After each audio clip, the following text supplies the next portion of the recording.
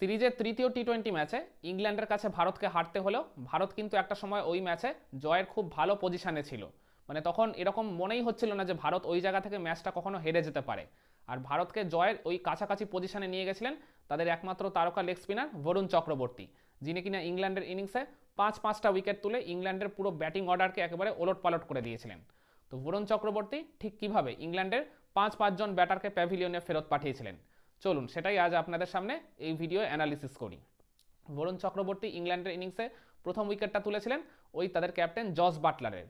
তার থেকেও বড় কথা, ওই ইংল্যান্ডের ওই ইনিংসে দ্বিতীয় উইকেটে তাদের ক্যাপ্টেন জস বাটলার আর ওপেনার বেন ড্যাকেটের মধ্যে তখন 76 রানের পার্টনারশিপ হয়ে গেছিল। 9 ওভার শেষে তখন ইংল্যান্ডের স্কোরটা পৌঁছে গেছিল 1 উইকেটে 83। মানে সেই জায়গা থেকে আর কি ইংল্যান্ড যে 200+ রান করবেই এরকমটাই মনে হচ্ছিল। ঠিক ওই ডেঞ্জারাস হয়ে ওঠা ওই পার্টনারশিপটাকে বা পার্টিকুলারলি ইংল্যান্ডের ক্যাপ্টেন জস বাটলারকে ঠিক ওই সময় ফিরিয়ে দেন এই বরুণ চক্রবর্তী। বরুণ চক্রবর্তীর অলমোস্ট ওই সামনের দিকে লেংথের একটা ডেলিভারিতে ওই খুবই কনফিডেন্ট হয়ে জস বাটলার তাকে রিভার্স সুইপ খেলতে গেছিলেন, কিন্তু ব্যাটে বলে কানেকশনটা ঠিকমতো হয়নি। আর লেংথটা যেহেতু সামান্য একটু তিনি পিছিয়ে দিয়েছিলেন, সেই কারণে ওই জস বাটলার মানে শটটা নেগোশিয়েট করার আগে হালকা একটা তার ওই বটম এজ হয়ে গেছিলো। তো ওই জায়গায় মানে স্কিপার সঞ্জু স্যামসনের হাতে তিনি ক্যাচ দিয়ে ফেলেছিলেন, কিন্তু আম্পায়ার ওটাকে ফার্স্টে আউট দেননি। ওই আর কি সাউন্ডটা শুনতে পাননি, যেহেতু খুব সূক্ষ্ম একটা ওই আউটসাইডে হয়েছিলেন। একমাত্র সঞ্জু স্যামসনই ওই জায়গায় আউটের জন্য আবেদন করেছিলেন। বলতে গেলে বরুণ চক্রবর্তী নিজেও সেইভাবে মানে অতটা কনফিডেন্ট ছিলেন না, বা গোটা ভারতীয় দল সেইভাবে অতটা আর কি আত্মবিশ্বাসী ছিল না ওই আউটটার ব্যাপারে। তো মূলত সঞ্জুর জোড়াজুড়িতেই ভারতের ক্যাপ্টেন সূর্যকুমার যাদব ওই জায়গায় ওই ডিআরএস নেন। তো ডিআরএসে দেখা গেল ওইখানে মানে জস বাটলারের ওইখানে ব্যাটের নিচে একটা ক্লিয়ার স্পাইক দেখা গেছে। ফলে মানে সঞ্জু স্যামসনের হাতে ক্যাচ দিয়ে জস বাটলার ওই জায়গায় 24 রান করে নিজের উইকেটটা ছড়ে দিয়ে আসেন। আর ইংল্যান্ডের ওই মহামূল্যবান পার্টনারশিপটাকে ওই জায়গায় ভাঙন ধরান এই বরুণ চক্রবর্তী। এরপর বরুণ চক্রবর্তী যখন তার একবার লাস্ট স্পেলে ফেরত এসেছিলেন ওই মানে ইংল্যান্ডের ইনিংসের 14 নম্বর ওভারে, ওই 14 নম্বর ওভারে তৃতীয় বলে তিনি তুলে নিয়েছিলেন আরেক ডেঞ্জারাস ব্যাটার জেমি স্মিথের উইকেটটা। যে বলে তিনি জেমি স্মিথকে আউট করেছিলেন তার ঠিক আগের বলেই কিন্তু জেমি স্মিথ তাকে ওই কাউ কর্নার দিয়ে একটা ছক্কা মেরেছিলেন। তো অলমোস্ট ওই একই টাইপের একটা শট জেমি স্মিথ ওই বরুণ চক্রবর্তীকে খেলতে গেছিলেন। তো বরুণ চক্রবর্তীর একটা ওই শর্ট অফ দ্য লেংথ ডেলিভারিতে জেমি স্মিথ ওই ব্যাক ফুটে তাকে পুল করতে গেছিলেন ওই মিড উইকেট দিয়ে, কিন্তু ডিপ মিড উইকেটে ফিল্ডিং করা ওই ধ্রুব জুরেলের হাতে ক্যাচ দিয়ে ওই জেমি স্মিথকে ওই জায়গায় প্যাভিলিয়নে ফেরত যেতে হয়।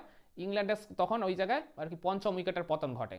আর এর ঠিক ভেরি নেক্সট ডেলিভারিতেই ওই ক্রিজে তখন নতুন আসা জেমি ওভারটনের উইকেটটাও তুলে নেন এই বরুণ চক্রবর্তী। তো বরুণ চক্রবর্তী ওই জায়গায় মানে বুদ্ধি খাটিয়ে একটা গুগলি ডেলিভারি করেছিলেন। আর আত্মবিশ্বাসী জেমি ওভারটন তাকে স্লক সুইপ করে ওই বলটা খেলতে গেছিলেন ওই স্কোয়ার লেগ অঞ্চল দিয়ে, কিন্তু ব্যাট আর প্যাডের মাঝে একটা সামান্য গ্যাপ তৈরি করে ওই জায়গায় বরুণ চক্রবর্তীর ওই গুগলি বা রং আনটা ওই জায়গায় জেমি ওভারটনের উইকেটটা ভেঙে দেয়। ফলে জেমি ওভারটনকে একেবারে গোল্ডেন ডাক করে প্যাভিলিয়নে ফেরত যেতে হয়, আর তার সাথে সাথে ইংল্যান্ডের ষষ্ঠ উইকেটের পতন ঘটে। আর এরপর বরুণ চক্রবর্তী তার স্পেলের একদম লাস্ট ওভারে যখন বল করতে এলেন, তখনই বলতে গেলে ইংল্যান্ডের ব্যাটিং ইনিংসের একেবারে কফিনের লাস্ট পেরেকটা পুঁতে দিয়েছিলেন। তো ওই জায়গায় তিনি প্রথমে উইকেট তো ওই 16 নম্বর তো ইংল্যান্ডের ইনিংসের 16 নম্বর ওভারে তো ইংল্যান্ডের ইনিংসের 16 নম্বর ওভারের চতুর্থ বলে ওই ওই ইংল্যান্ডের মানে বোলিং অলরাউন্ডার ব্রাইডন কার্স, যিনি কিনা গত ম্যাচে খুব ডেঞ্জারাস হয়ে উঠেছিলেন, 17 বলে 31 রানের খুব ভাইটাল একটা ইনিংসও খেলে দিয়েছিলেন শেষের দিকে গিয়ে। তো তার উইকেটটা মানে তার মহামূল্যবান উইকেটটা ওই জায়গায় তুলে নেন এই বরুণ চক্রবর্তী।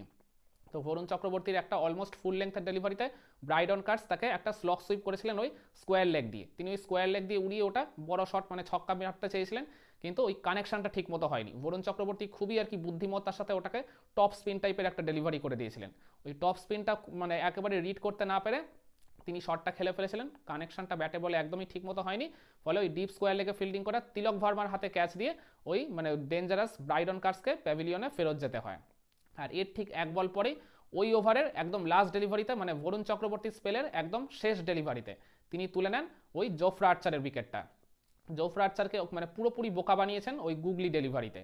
তো জোফরা আর্চারকে তিনি ওই মানে অফ স্ট্যাম্পের অনেক বাইরে বলটা পিচ আপ করিয়ে ওই জায়গায় যেরকম শার্প টার্ন করে তার ব্যাট আর প্যাডের মাঝখান দিয়ে ওই গ্যাপ সৃষ্টি করে যেভাবে তাকে বোল্ড করলেন, মানে জোফরা আর্চার বোল্ড হয়ে যাওয়ার পর তার ফেস এক্সপ্রেশন দেখে মনে হচ্ছিল তিনি প্রচণ্ড বিরক্ত ওই জায়গায়, মানে একেবারেই নিজের আউটে খুশি হতে পারেননি।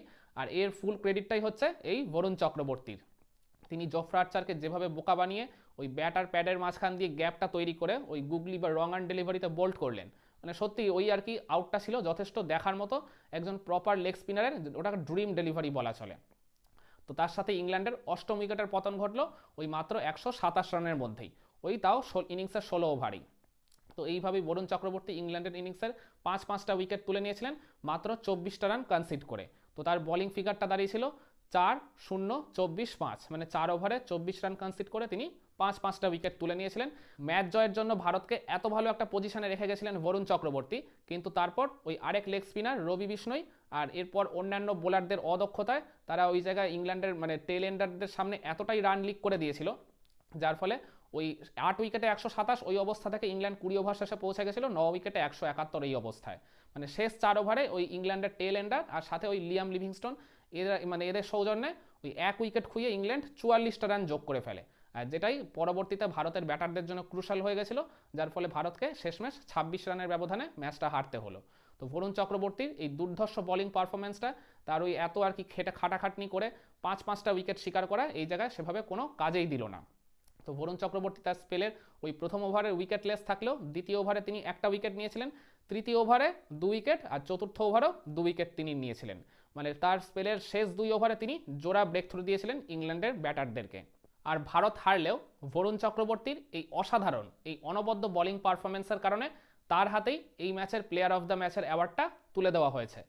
তো আপনারা কি মনে করেন বরুণ চক্রবর্তীর এই যে দুর্ধর্ষ বোলিং পারফরমেন্স, এই যে দুর্দান্ত বোলিং স্পেল, দুরন্ত বোলিং এফোর্ট, আর সাথে ইংল্যান্ডের ব্যাটারদের একেবারে নাড়িয়ে দিয়ে তাদের ইনিংসে পাঁচটা উইকেট তুলে নেওয়া, এই 5 উইকেটের মধ্যে ইংল্যান্ডের কোন ব্যাটার আউট হওয়াতে আপনি ওই জায়গায় সবচেয়ে বেশি খুশি হয়েছিলেন, বা বরুণ চক্রবর্তীর নেওয়া এই 5 উইকেটের মধ্যে আর কি ইংল্যান্ডের কোন ব্যাটার প্যাভিলিয়নে ফেরত যাওয়াতে আপনি ওই জায়গায় সবচেয়ে বেশি ওই পার্টিকুলার টাইমে স্বস্তির নিঃশ্বাস ফেলেছিলেন?